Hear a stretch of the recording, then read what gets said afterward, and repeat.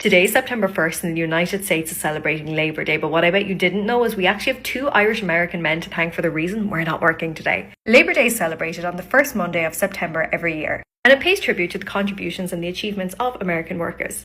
It was created by the labour movement in the late 19th century and then became a federal holiday while we're not working in 1894. Why did this all happen exactly? Because in the late 1800s, in the height of the Industrial Revolution, the average American worker worked 12-hour days. And in some states, children as young as the age of 5 were working. So then, in 1894, Congress passed a legislation celebrating the workers. People of all ages, particularly the very poor, faced extremely unsafe working conditions, so they began striking, and there were rallies. Violent ones. The very first Labour Day parade was right here in New York City in 1882, and 10,000 workers took an unpaid day off work to walk from City Hall at the bottom of Manhattan all the way up to Union Square. Now, enter the Irish American men we have to thank for it. There's actually some uncertainty as to which Irish American man deserves the credit, but what's hilarious is that both their surnames are Maguire. There is Peter J. Maguire, and then there was Matthew Maguire. Both men with basically the same name, both had Irish parents and both lived in New Jersey. And they both campaigned for the 8-hour workday. One is credited with coming up with the idea of Labour Day, and the second was credited with executing it. And now, thanks to them and all the workers, we celebrate Labour Day in the United States with picnic barbecues, and it also, most importantly, represents the end of summer and the beginning of back to school.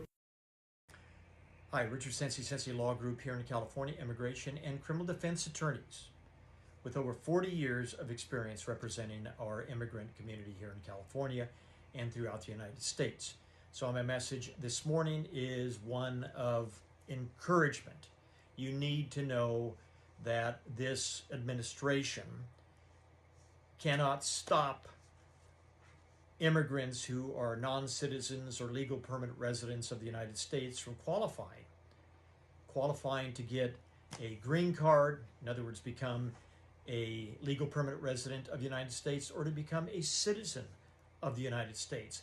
The administration can't stop you, because if you qualify to become a legal permanent resident of the United States or to become a naturalized citizen, in other words, you don't have a criminal record, you don't have a deportation order that removed or deported you from the United States, you could qualify for an immigration benefit.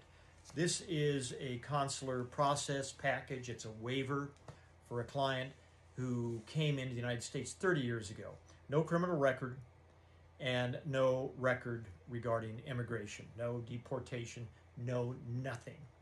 And her husband, who is a legal permanent resident of the United States, is petitioning for her. Yes, these things